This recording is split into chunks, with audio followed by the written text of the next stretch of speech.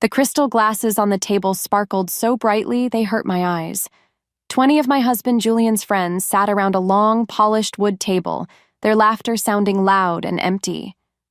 This was my 30th birthday party, held at the most expensive restaurant in the city. Julian had arranged everything. He even picked out my dress, a simple dark blue gown that he said made me look less plain. In this room, surrounded by women wearing dresses that cost more than my first car, I felt like a doll he had propped up in a chair. "Amelia, darling, you're so quiet," a woman named Clara said, her diamond earrings catching the light. "Are you not enjoying yourself?" Before I could answer, Julian placed his hand on my shoulder, his grip a little too tight. "She's just not used to this sort of thing," he said to the table, his smile not reaching his eyes. "You can take the girl out of the country, but you can't take the country out of the girl, right?" A few people chuckled politely. My cheeks felt warm, but I kept a small, polite smile on my face, just as he'd taught me. I knew he was in a bad mood. A big business deal he'd been bragging about for weeks had failed that afternoon, and when Julian was angry, he needed someone to blame. Tonight, that someone was me. For the past 2 hours, he had been making small, sharp comments. He made fun of how I held my fork. He laughed when I couldn't pronounce the name of the French wine. Each comment was a tiny paper cut, and he was an expert at making me bleed where no one else could see. But tonight felt different. I could see a strange fire in his eyes. He was drinking faster than usual, his movements growing sharp and jerky. I watched him from across the table, my heart not sinking with sadness, but beating with a slow, steady rhythm. I had been waiting for something like this. I just needed him to make one final, public mistake. And here it was, a terrible gift for my birthday. The main course was finished, and the waiters cleared the plates. Julian stood up, tapping his wine glass with a spoon. The empty chatter stopped. Everyone turned to look at him, their faces expecting a sweet, loving toast to his wife. He raised his glass. "I'd like to make a toast," he began, his voice slurring just a little. "To my wife Amelia, on her 30th birthday." He paused, and for a second I thought he might just say something kind. I was wrong. His face twisted into a sneer. "I brought her here tonight to show you all what I have to live with," he said, his voice growing louder. "I wanted you to see this. This disgrace I call a wife.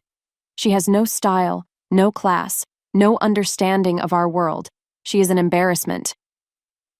A shocked silence fell over the table. My breath caught in my throat, but I forced myself to meet his hateful gaze. I would not look away.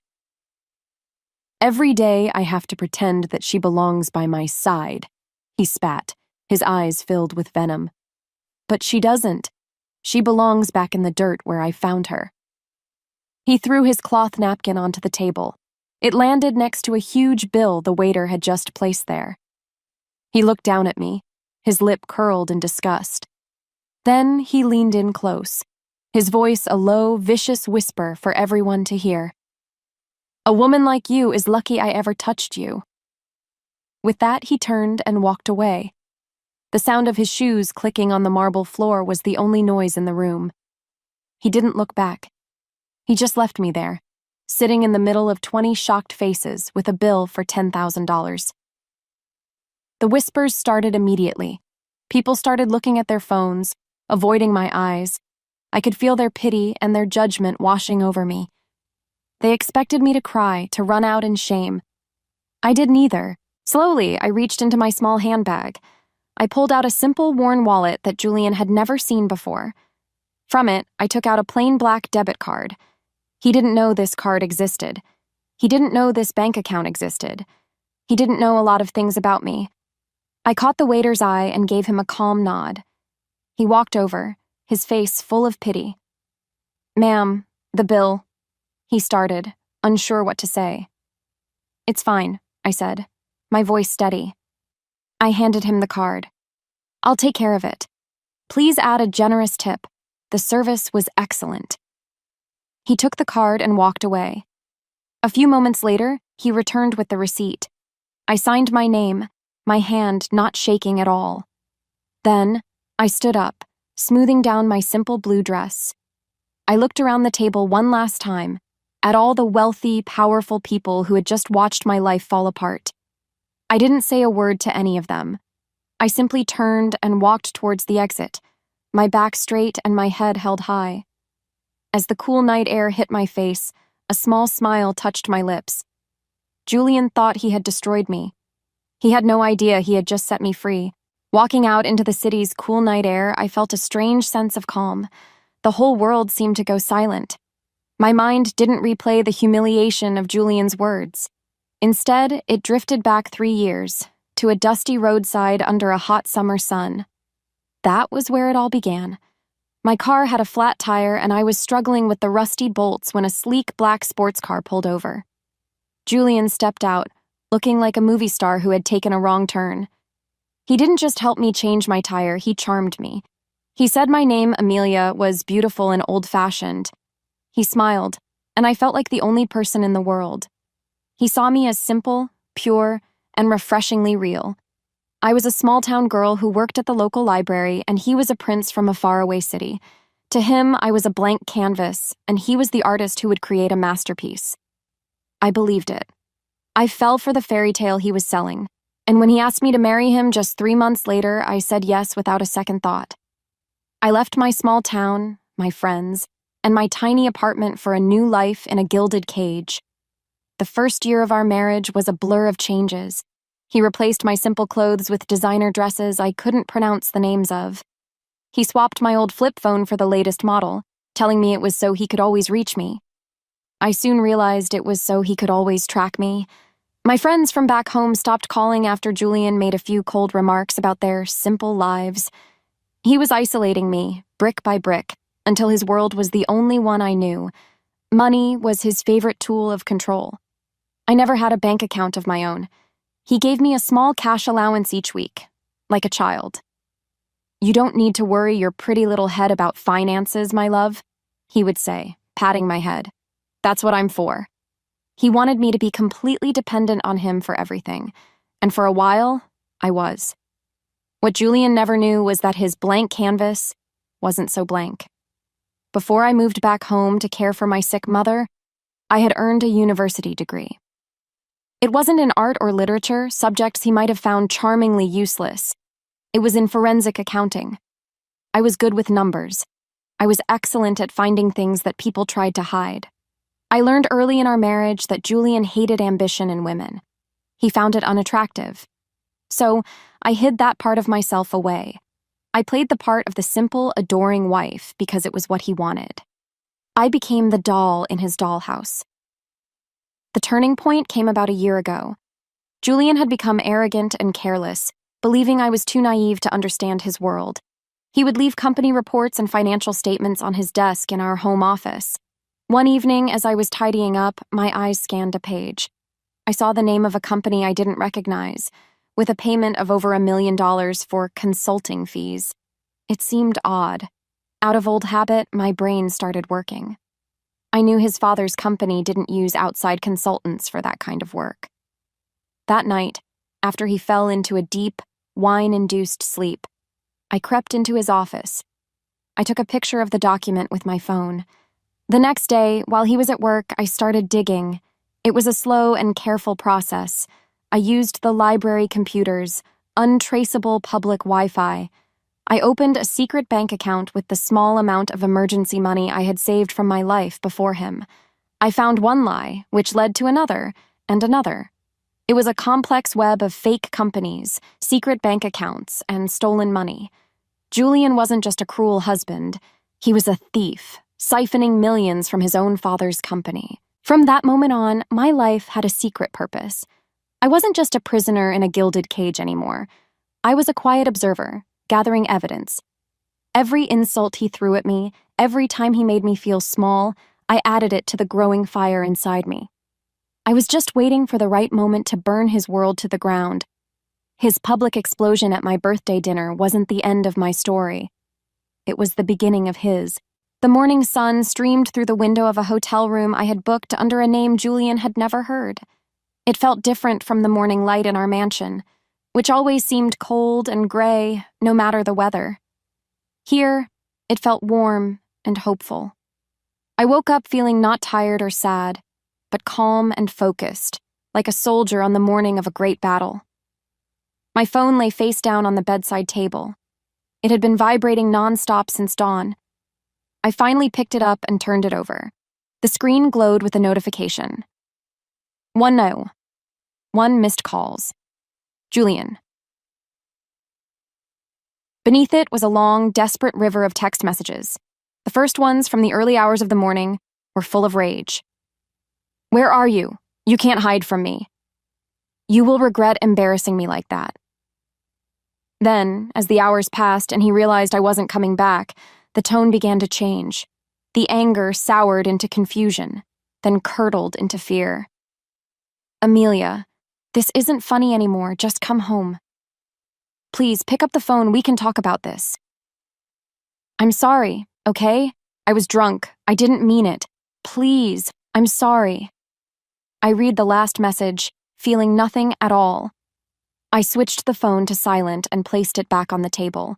His apologies were as worthless as his promises. Are you ready? A calm voice asked from across the room. I looked up and smiled. Sitting in an armchair with a cup of coffee was Mr. Harrison, a kind-faced, gray-haired man who had been my secret for the past 6 months. He was an old friend of Julian's father and one of the most respected corporate lawyers in the city. He had seen the real me from the very beginning. The audio from the hidden recorder in your brooch is crystal clear, he said, giving me a reassuring nod. Every single word he said is captured. It's more than enough. I knew he would break eventually, I said, my voice steady. He needed an audience to feel powerful, and I knew his anger over that failed deal would make him careless. His public cruelty was the last piece I needed. Mr. Harrison gestured to a thick black binder sitting on the small table between us. It was heavy with printed documents, bank statements, and spreadsheets. It was the product of 1,000 hidden moments, late nights on a secret laptop, quiet trips to the public library, and careful, patient investigation. It was my life's work for the past year. Inside that binder was undeniable proof of everything. Proof that Julian had been systematically stealing money from his father's company for years. He created fake companies and paid them for services that were never performed. He used that stolen money to fund his flashy lifestyle, the cars, the watches, the parties for his fake friends. He thought he was clever, covering his tracks with complicated transactions. But he never imagined that the simple little wife he ignored at home was an expert at following exactly these kinds of trails. Everything is in motion, Mr. Harrison said, looking at his watch. The divorce papers citing extreme emotional cruelty were filed with the court 10 minutes ago. A courier is on his way to the Vance Corporation headquarters with a copy of this binder for every member of the board. And a third courier, he paused looking at me, is delivering a special hand-addressed copy directly to your father-in-law, Alistair Vance. A shiver, not of fear but of excitement, ran down my spine. Alistair. He was the one person Julian truly feared. He was a man who had built an empire from nothing and despised weakness and dishonesty above all else. I stood up and walked to the window, looking down at the city waking up below. Julian was waking up too, but his world was about to be plunged into darkness. He thought last night was his victory, his moment of putting me in my place. He had no idea it was his public execution, and I was the one who had handed him the sword. This wasn't just about leaving him. It was about taking back my life and showing everyone, especially him, who I really was. After Mr. Harrison left to oversee the next steps of our plan, I remained in the quiet hotel room. The city hummed below, alive and indifferent. I poured myself another cup of coffee and sat in the armchair by the window, not watching the traffic, but watching the clock on the wall. Every tick of the second hand was a beat in a symphony I had composed long ago. I knew Julian's morning routine better than he did. I knew every one of his weaknesses, every one of his vanities. And now I could picture his world beginning to crumble, piece by predictable piece. It would start with his pride. I knew he would have woken up alone in our cold, oversized bed, a smug smirk on his face. He would be thinking of me, picturing me crying in some cheap motel, already regretting my defiance. He would feel powerful, in control. His first act of the day would be to reward himself for his supposed victory. He'd try to order a ridiculously expensive breakfast, something decadent to celebrate putting me in my place. I could see it so clearly. Him, barking an order into the phone for truffle-covered eggs, rattling off his unlimited corporate card number like a king announcing a decree. And then, the pause. The polite, hesitant voice on the other end saying, "I'm sorry, sir. The card has been declined." I allowed myself a small, quiet smile. The rage would hit him first, a hot, blinding flash. He'd think it was a mistake, an insult. He would slam the phone down and immediately call his private banker, ready to have someone fired. But the banker, a man who bowed and scraped to Julian's every whim, would have received his orders from a much higher power. Alistair. I could imagine the banker's voice, suddenly stripped of all warmth, becoming a cold, professional instrument of bad news. "Your accounts have been frozen, Julian, pending an internal investigation." That would be the moment the first real crack would appear in his perfect world. The rage would curdle into confusion, then into a cold, creeping dread. The money wasn't just money to Julian. It was everything. It was his power, his identity, his shield against the world. Without it, he was nothing. Panicked, he would turn to his other source of power, his friends. He'd start making calls, desperate to find an ally, to find someone who would confirm his reality. He'd call Clara first, then Thomas, expecting them to laugh with him about his crazy wife and this ridiculous bank error. But their phones would go straight to voicemail. One by one, the people he thought were his loyal court would abandon him. News of a falling star travels faster than light in that social circle. They were parasites, and they could smell a dying host. The silence from his friends would wound his ego more deeply than the frozen accounts. It would be a profound personal rejection that he wouldn't know how to process. He would be pacing the length of the mansion's marble foyer, a caged animal, the walls he thought were his fortress suddenly feeling like a prison. And then, right on schedule, the doorbell would ring. The courier Mr. Harrison had dispatched would be standing there, holding a crisp, official envelope. I could picture the scene perfectly. Julian, snatching the envelope, his hands shaking slightly as he tore it open, his eyes scanning the legal language, the words, "dissolution of marriage," and petitioner, Amelia Vance, jumping out at him. That would be the final blow. The moment all the pieces would click into place. This wasn't a bank error. This wasn't a misunderstanding. This was a coordinated attack. And the person leading the charge wasn't some corporate rival or a faceless enemy. It was me, his quiet, simple, invisible wife. In that moment, standing alone in his silent, empty mansion, Julian would finally understand that he was not the hunter. He was the prey. The elevator ride to the top floor felt strangely peaceful. The quiet hum of the machinery was the only sound as Mr. Harrison and I ascended into the heart of the Vance empire. When the doors slid open, we stepped into the boardroom. It was exactly as I had imagined. A vast, intimidating space with glass walls that made you feel like you were floating above the city. At the far end of a long mahogany table sat Alistair Vance. He didn't look up when we entered, but I knew he was aware of our every move. He radiated an aura of immense power, quiet and absolute. Mr. Harrison and I took our seats, and I placed my simple briefcase on the polished table, the soft click echoing in the silence. This was it. The culmination of a year of secrets, a year of biting my tongue and playing a role. My heart was beating a steady, strong rhythm. I wasn't afraid. I was ready. A moment later, the door burst open and Julian stormed in. He looked rumpled and panicked, his hair a mess and his eyes wild.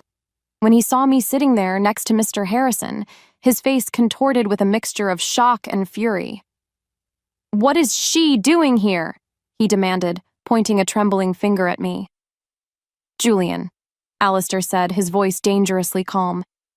He didn't raise it, but the single word silenced my husband instantly. Sit down. Julian slumped into a chair across from me, his eyes darting between me and his father. He was a cornered animal, and he was about to do exactly what I expected him to do. Lie. Father, this is absurd, he began, trying to force a laugh that sounded more like a choke. It's a lie. She's a scorned woman trying to get a bigger divorce settlement. She's vindictive. She's making it all up. Look at her. Who are you going to believe, me or the simple girl you've seen at family dinners? Alistair's gaze remained fixed on his son for a long moment. Then, he turned his head slowly and looked at me. His eyes were like chips of ice, searching for any sign of weakness or deceit. I met his gaze without flinching. Ms. Vance, he said, the formal title a clear signal. Please proceed. I took a deep breath and opened my briefcase. I didn't look at Julian. My focus was entirely on his father. Mr. Vance, for the past 18 months, Julian has been embezzling funds through a series of shell corporations he established offshore. I slid the first document across the gleaming table. It was a bank statement. I had practiced this moment 100 times in my head. This is the first one I found, I explained, my voice even and professional. A payment to a company called Apex Global Consulting. According to company records, this was for market analysis on a European expansion project. A legitimate business expense, Julian spat, his face turning red. I ignored him. Apex Global Consulting was registered in the Cayman Islands 2 days before this payment was made, I continued, looking only at Alistair. Its sole director is a man who doesn't exist. The corporate address is a P.O. box, and the money, after being wired there, was immediately transferred to a private account in Switzerland. I slid another paper across the table. An account held in your son's name. Alistair picked up the paper, his eyes scanning the details. I watched him, seeing the subtle tightening of the muscles in his jaw. For the next 20 minutes, I laid out my case. I presented a chain of evidence so clear and so strong that it was impossible to deny. Each fake invoice, each illegal transfer, each lie was exposed. I had followed the money, and it had painted a perfect picture of Julian's betrayal. I spoke calmly, presenting the facts without emotion, like a doctor delivering a diagnosis. This wasn't personal, it was business. Julian tried to interrupt, his denials growing weaker and more desperate each time. He was drowning, and I was the one calmly describing the water filling his lungs. Through it all, I watched Alistair. I saw the moment his expression shifted. He was no longer a father listening to accusations against his son. He was a CEO looking at a cancer that was threatening to destroy his life's work. When I was finished, I closed my briefcase. The silence that followed was heavier than anything I had ever felt. Alistair placed the papers into a neat pile. He didn't look at them. He looked at Julian. He looked at him as if he had never truly seen him before. Julian, he said, his voice devoid of all warmth. You are a fool. After my father-in-law called Julian a fool, the silence in the room was absolute. It felt like the air had solidified, trapping us all in that one final moment of judgment. Julian just stared at him, his mouth slightly open, his mind clearly struggling to catch up with reality. The arrogance that had been his armor for so long had shattered, leaving him exposed and pathetic. Alistair didn't waste another second. He pressed a button on the intercom on his desk. Helen, he said, his voice as cold as steel. Get me the head of security and the head of public relations. In my office, now. Julian started to shake his head, a desperate, pleading look in his eyes. Father, no. Please. We can fix this. I can pay it back. I'll do anything. Alistair didn't even look at him. He turned to me. Ms. Vance, he said, the name a formal barrier between us.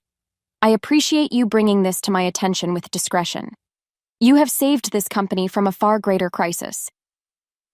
It wasn't an apology for his son's behavior, but it was an acknowledgement. It was respect. The door opened and 2 stern-looking people, a man and a woman, walked in. They were the heads of security and PR. Alistair's orders were swift and brutal. Julian Vance is no longer an employee of this company, effective immediately, he said, his voice leaving no room for argument. His access is to be revoked. Escort him from the premises. He is not to take anything with him. To the head of PR, he said, "We will be issuing a press release in 1 hour. It will state that an internal audit has uncovered significant financial misconduct and that Mr. Julian Vance's employment has been terminated. We are cooperating fully with the authorities." Julian finally broke. He lunged forward, his hands on the table. "You can't do this to me. I'm your son. This is my name on the building." "Your name is a privilege you have lost," Alistair said, his voice dropping to a near whisper, which was somehow more terrifying than a shout. "You are no longer a part of this family or this company. You are on your own." The head of security, a large, impassive man, stepped forward and placed a firm hand on Julian's shoulder. All the fight went out of him at once. He collapsed back into his chair, a broken man. I watched as they led him out of the boardroom. He didn't look at me. He couldn't look at anyone. As he passed through the door, I heard the security chief speak into his radio. "Deactivate Julian Vance's keycard, all access levels." I stayed for a while longer, answering Alistair's follow-up questions with Mr. Harrison by my side. I was calm, professional. When I finally left that building an hour later, the news was already breaking online. Vance Air fired in major corporate scandal. I didn't see Julian again, but I heard about his downfall in pieces over the next few weeks. Mr. Harrison kept me updated. The company-owned penthouse was cleared out. The luxury car was repossessed. His so-called friends, the ones who had laughed at his cruel jokes at my birthday dinner, were now the first to leak embarrassing stories about him to the tabloids.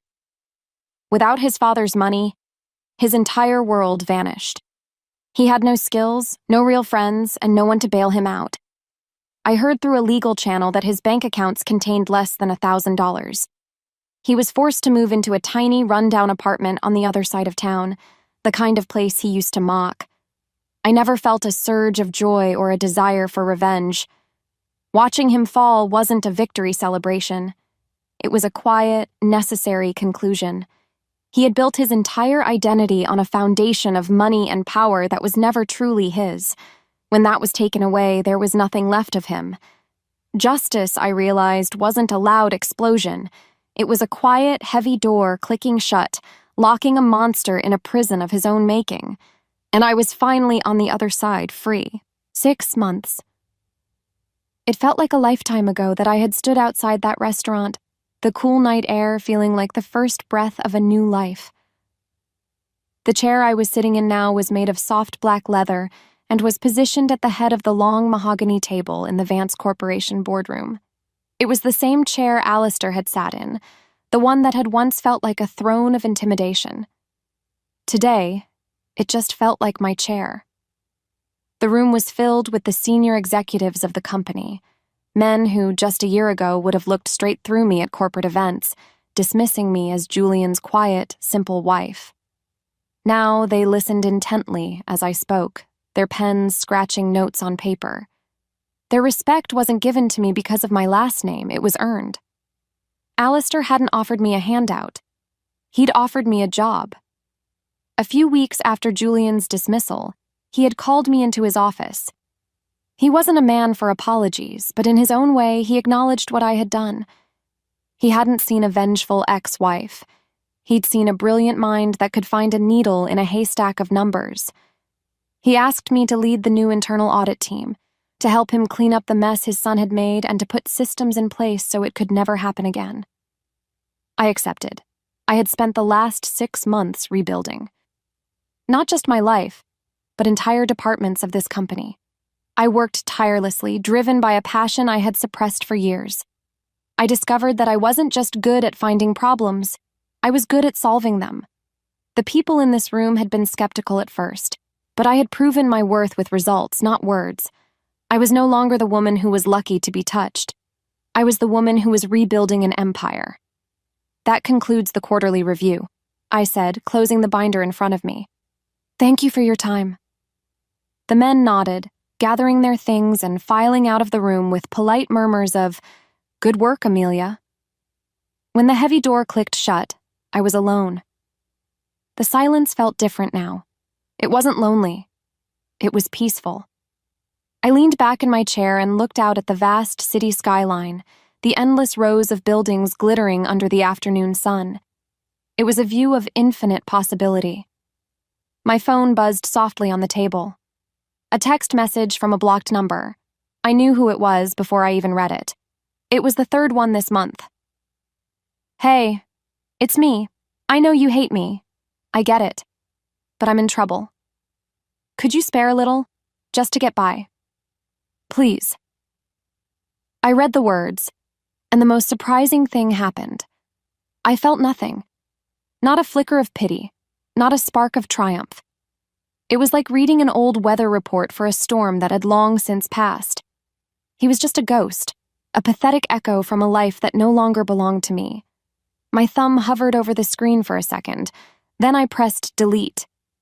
I didn't even bother blocking the number again. It didn't matter. He couldn't reach me anymore. I stood up and walked to the vast glass window, placing my hand against the cool surface. Down below, the city was a tapestry of 1,000,000 different stories, 1,000,000 different lives. And for the first time, mine was entirely my own, written in my own words, on my own terms. A genuine, quiet smile spread across my face, not of victory over him, but of joy for myself. The night Julian left me in that restaurant was my 30th birthday. But looking out at the endless horizon, I realized he had been wrong about everything, including that. My real birthday had just begun,